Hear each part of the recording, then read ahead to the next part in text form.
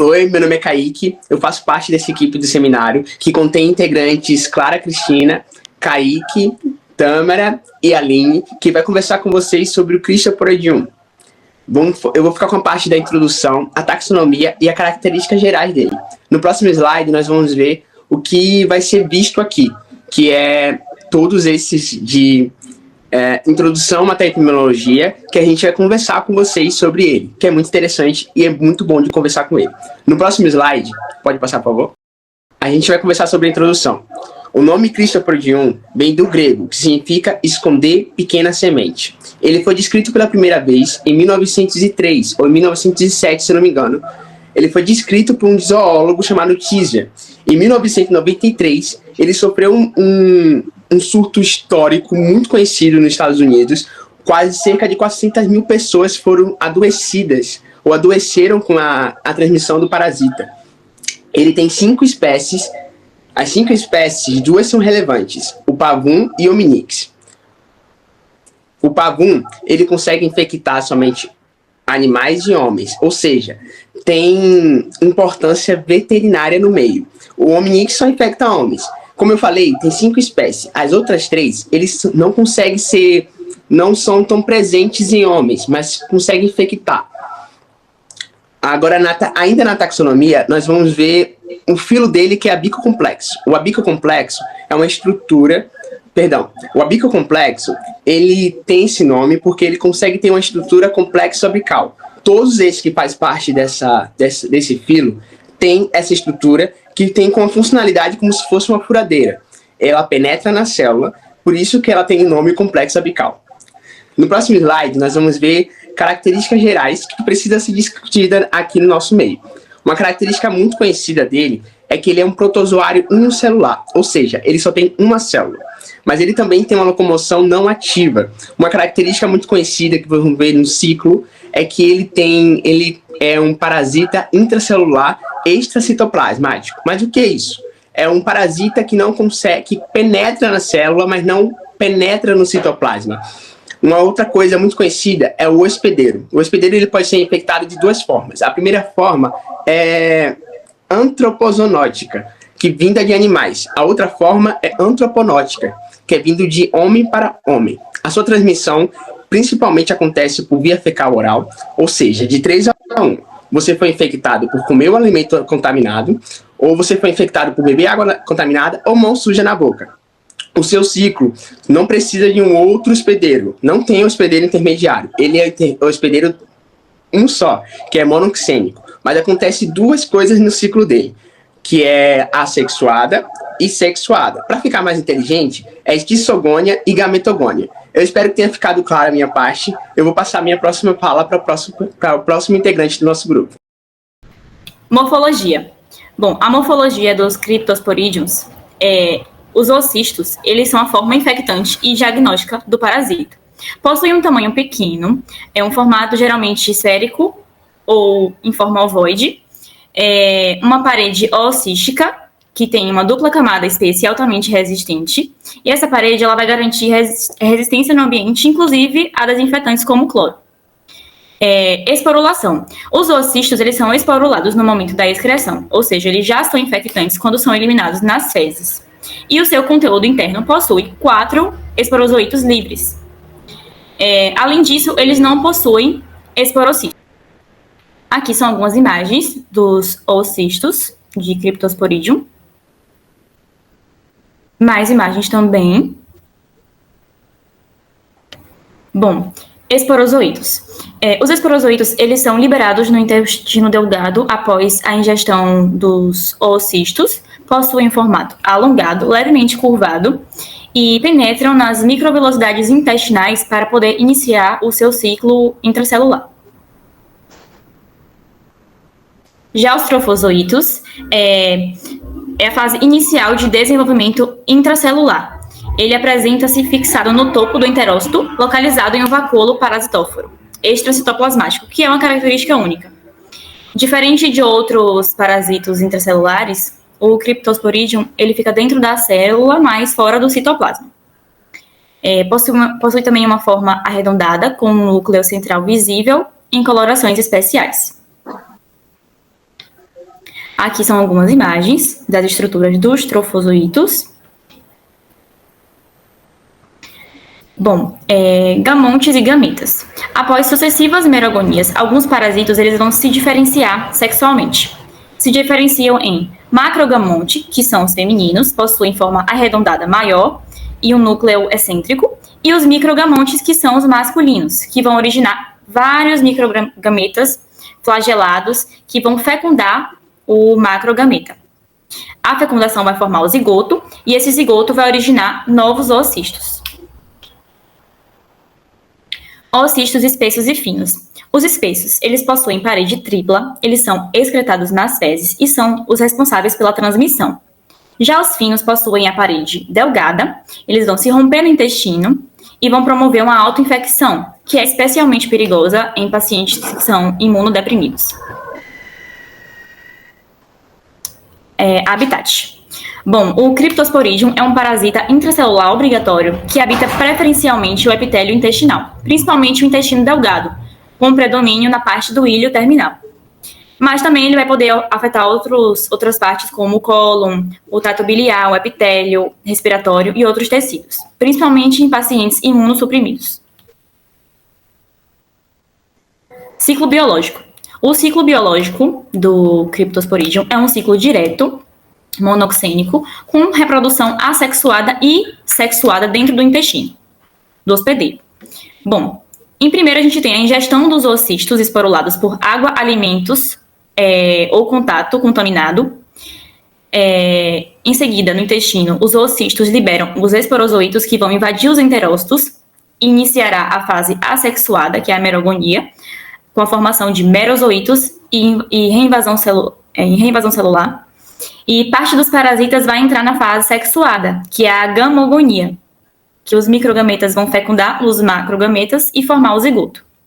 E o zigoto vai originar os oocistos de parede espessa e fina. Bom, aqui a gente tem o ciclo biológico em forma de imagem, né? É o que eu tinha falado no slide anterior, mas aqui em forma de imagem para poder ser mais lúdico, né? Entender. Então, no número 1, a gente tem os oocistos esporulados contendo 4 esporozoítos, que vão ser secretados por algum hospedeiro através das fezes. No número 2, ocorre a transmissão do Cryptosporidium através da ingestão de uma água, alimento ou até um contato direto com animais ou pessoas infectadas. E no número 3, ocorre a excistação dos oocistos, né, do Cryptosporidium. E aí ocorre de novo o ciclo é esse, vai afetando outras pessoas ao longo da contaminação. Dando continuidade ao seminário, a gente vai falar um pouco sobre a transmissão desse parasita. Essa transmissão ocorre principalmente pela via fecal oral, ou seja, quando esse indivíduo ingere oocistos viáveis que foram eliminados pelas fezes de hospedeiros infectados. Esses oocistos eles já estão esporulados ao serem excretados, ou seja, eles já são infectantes assim que eles entram em contato com o ambiente. Isso facilita muito a disseminação desse parasita, principalmente em locais onde não há tratamento adequado de água e rede de esgotos, onde também tem uma deficiência aí no saneamento básico. A principal forma dessa contaminação é por meio da ingestão de água contaminada, tanto água potável, tanto água maltratada também. A gente tem águas de piscinas, rios, lagos, etc. O que torna esse parasita um dos principais agentes de surtos epidêmicos transmitidos através da água. Além disso, essa infecção ela pode ocorrer através de alimentos contaminados, como frutas e verduras mal lavadas ou leite cru. E outra forma importante também é o contato direto com pessoas infectadas, como em creches, instituições de longa permanência ou até mesmo em ambientes hospitalares. E ainda existe a autoinfecção, que é quando o próprio organismo do paciente libera oocistos da parede fina dentro do intestino, que se rompe internamente e reinicia esse ciclo infeccioso. Isso é particularmente grave em pessoas que têm o sistema imunológico comprometido, porque essa infecção ela pode se tornar persistente. Falando agora um pouco sobre a patogenia desse parasita, o Cryptosporidium ele é um parasita que invade as células do epitélio intestinal. Principalmente do intestino delgado, ele tem um predomínio ali na região do íleo terminal. Após a ingestão dos oocistos, eles liberam 4 esporozoítos no intestino. Esses esporozoítos eles invadem os enterócitos, que são as células responsáveis pela absorção de água e de nutrientes. O que torna esse protozoário peculiar é o fato de que ele se localiza dentro das células, mas fora do citoplasma. Então, ele se localiza ali numa região chamada de vacúolo parasitóforo. Nessa posição, ela permite que ele explore a célula hospedeira, enquanto se mantém relativamente protegido. É como se o citoplasma fosse ali uma capa de proteção para esse parasita. E a presença do parasita leva à destruição desses enterócitos, atrofia também as velocidades intestinais e redução também das microvelocidades, o que prejudica ali a capacidade do intestino de absorção de água e de nutrientes. Além disso, esse parasita estimula a secreção de cloro no lumen intestinal, que contribui para o aparecimento da diarreia aquosa intensa, que é um dos principais sintomas dessa infecção. Clinicamente, em indivíduos imunocompetentes, os sintomas incluem diarreia líquida, muitas vezes explosiva e de grande volume, dor abdominal, náuseas e vômitos e também febre baixa. Nesses casos, a infecção geralmente é autolimitada, então ela dura ali entre 7 a 14 dias no máximo. Já em pacientes imunodeprimidos, que têm o sistema imunológico comprometidos, como os portadores de HIV/AIDS, a situação é muito mais grave. A diarreia se torna crônica, levando a desidratação severa, desnutrição, perda de peso e, em casos extremos, pode levar o paciente a óbito. A presença constante de ossistos ali na região da parede fina favorece a autoinfecção contínua, o que torna o tratamento muito mais difícil.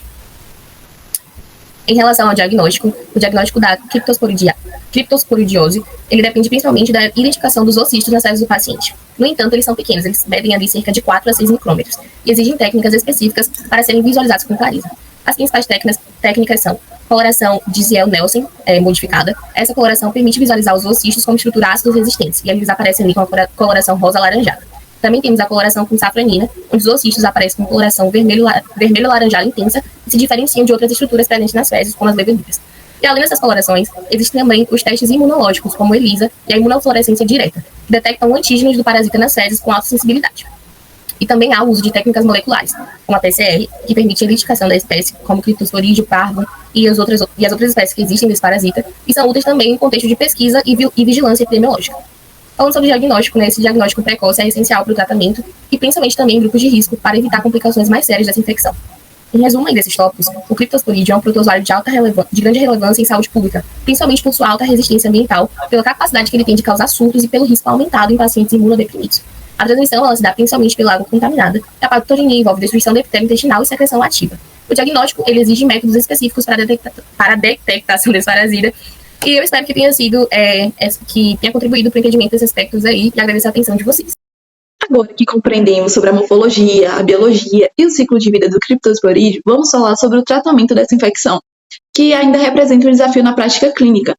Quando falamos sobre o tratamento da criptosporidiose, é importante lembrar que, infelizmente, ainda não existe uma terapia totalmente eficaz contra esse parasita. Em pacientes que estão com a sua imunidade preservada, a infecção ela costuma ser autolimitada, ou seja, ela se resolve espontaneamente dentro de 1 a 2 semanas.